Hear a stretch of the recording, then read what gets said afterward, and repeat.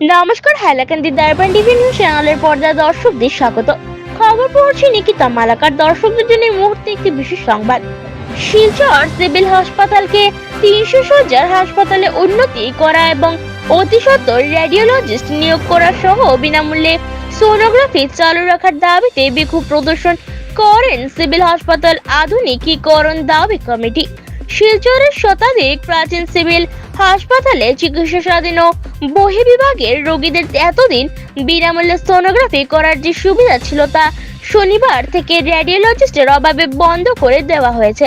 এই ঘটনার তীব্র প্রতিবাদ জানিয়ে শনিবার সিভিল হাসপাতালের সামনে বিক্ষোভ প্রদর্শন করে সিভিল হাসপাতাল আধুনিকীকরণ দাবি কমিটি। বেলা 11:30 থেকে দুপুর 12:30 পর্যন্ত বিক্ষোভ চলাকালে সেখানে বক্তব্য রাখেন সংগঠনের মুখ্য আহ্বায়ক কমল চক্রবর্তী, নাগরিক স্বাস্থ্য রক্ষা সংগ্রাম পরিষদের অন্যতম সদস্য দীপঙ্কর চন্দ্র এবং রূপম, সাংস্কৃতিক সংস্থার সাধারণ সম্পাদক নিখিল পাল। কমল চক্রবর্তী বলেন, সিভিল হাসপাতালে এই পরিষেবা বন্ধ হয়ে যাওয়ার ফলে আর্থিক দিক থেকে দুর্বল পরিবারের রোগীদের চিকিৎসা খরচ বহন করা মুশকিল হবে। আসাম সরকার রাজ্যের সমস্ত সিভিল হাসপাতালে সোনোগ্রাফি ও বেশ কিছু রোগ নিয়ন্ত্রণের জন্য রক্তের পরীক্ষা বিনামূল্যে করানোর ব্যবস্থা করেছে, কিন্তু রাজ্য সরকারের এই জনকল্যাণমূলক প্রকল্প থেকে বঞ্চিত হবে কাছাড় জেলার মানুষ। হাইলাকান্দি থেকে শিবরিয়ান ডিএসের রিপোর্ট, হাইলাকান্দি দর্পণ টিভি নিউজ চ্যানেলের ফেসবুক পেজে। ধন্যবাদ।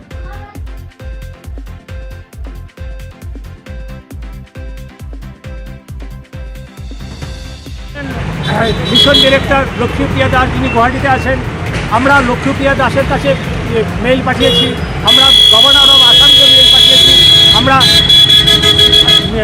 আমাদের যে মুখ্যমন্ত্রী এবং স্বাস্থ্যমন্ত্রী হিমন্ত বিশ্ব শর্মা তাকেও পাঠিয়েছি, কিন্তু এখন পর্যন্ত তারা সিভিল হাসপাতালে এখনও পর্যন্ত রেডিওলজিস্ট নিয়োগ করেনি।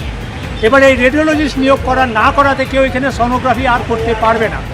এবার সবচেয়ে বেশি সমস্যায় পড়ে গেছে বিশেষত গর্ভবতী মহিলারা, যারা এখানে ট্রিটমেন্ট করাবেন। তারা গতকালকে একজন তারা বলছে যে এখানে নাকি সোনোগ্রাফি হবে না, আমি সোনোগ্রাফি কোথায় করব? এই যে ভাবে একটা শিলচরের মতো একটা সিভিল হাসপাতালে যদি একজন রেডিওলজিস্ট নিয়োগ করতে না পারে, তাহলে আমরা কোথায় যাব? সেই জন্যই আমরা আজকে রাস্তায় নেমেছি। তবে আজকের আন্দোলন শুধু এখানেই শেষ হবে না, আমরা পরবর্তীতে আন্দোলন আরও জোরদার করব, যতক্ষণ না পর্যন্ত এখানে শিলচরে রেডিওলজিস্ট তৈরি হয়, যতক্ষণ না পর্যন্ত রেডিওলজিস্ট এখানে আসে, ততক্ষণ পর্যন্ত করে যাবে। আরেকটা অদ্ভুত ব্যাপার হচ্ছে যে গত ভোটের 2 মাস আগে আপনার সিভিল হাসপাতালের ভেতরে 50 বেডের একটা ক্রিটিক্যাল মানে আইসিইউ তৈরি হওয়ার কথা। তখনই তাদের সবাইকে কোয়ার্টার ছেড়ে দিতে বলা হয়েছে, কোয়ার্টার ছেড়েও দেওয়া হয়েছে, কিন্তু এখন পর্যন্ত সেই ব্যাপারটা কী পর্যায়ে আছে আমরা কেউ জানি না। এখানকার যে আপনার পিডব্লিউডিবিটির বিল্ডিং ডিভিশনের ইঞ্জিনিয়ার, উনি বললেন না আমি এখনও কিছু করিনি। এখন মুশকিলটা হচ্ছে যদি এগুলো যে না করা হয়, তাহলে ধীরে ধীরে এই সিভিল হাসপাতাল কিন্তু আরও মানুষের রোগী আসা বন্ধ হবে এবং আমাদের আশঙ্কা পরবর্তীতে এই সিভিল হাসপাতাল পুরোপুরি বন্ধ হয়ে যায়।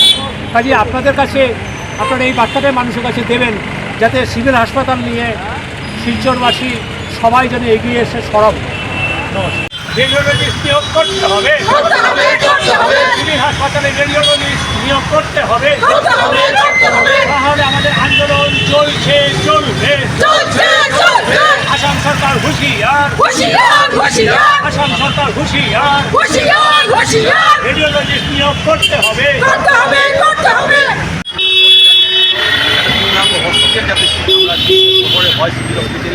এর জন্য আমরা দাবি করে আসছি এবং তার সরকারের তরফ থেকে অনুমোদনও দেওয়া হয়েছে, কিন্তু এখন পর্যন্ত তার কোনো কাজ শুরু হয়নি।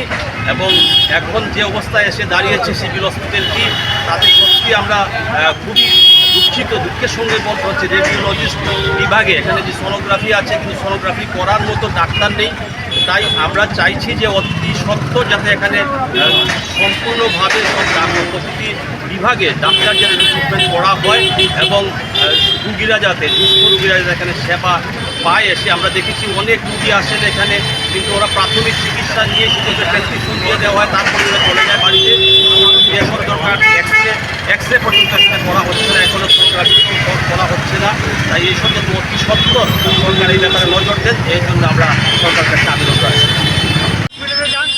প্রতিদিন হাজার হাজার রোগী আসছেন, কিন্তু এখানে শুধুমাত্র প্রাথমিক চিকিৎসা ছাড়া আর কোনো কিছু করার সুবিধা নেই। একের পর এক ডিপার্টমেন্ট উঠে যাচ্ছে। আপনারা দেখবেন ওখানে আমরা লিখে রেখেছি সমস্ত বিভাগের ডাক্তার বা এক্সপার্টরা তারা নেই এখানে। এটার পেছনে অন্য রকমের চক্রান্ত আছে। প্রতিবার ইলেকশনের সময় আমরা এটা জানতে পারি আধুনিকীকরণ হবে হবে হবে, তো ইলেকশন টু ইলেকশন মাঝখানে কোনো কাজ হয় না। তার ফলে যে অবস্থা তার থেকে কিন্তু খারাপ হচ্ছে।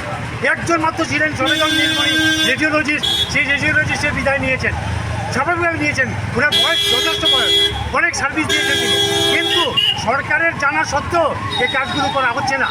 গতকালকেই আমরা দেখলাম যে 70,000 শিক্ষক আগামীতে যেদিন বিদায় নেবেন তার পরের দিনই শিক্ষককে নিযুক্ত করা হবে। নিশ্চয়ই এটাই তো হওয়া উচিত, কিন্তু সিভিল হসপিটালের মতো এত গুরুত্বপূর্ণ এত সেন্সিটিভ একটা জায়গাকে এভাবে নেগলেক্ট করার মানেটা কি? এটা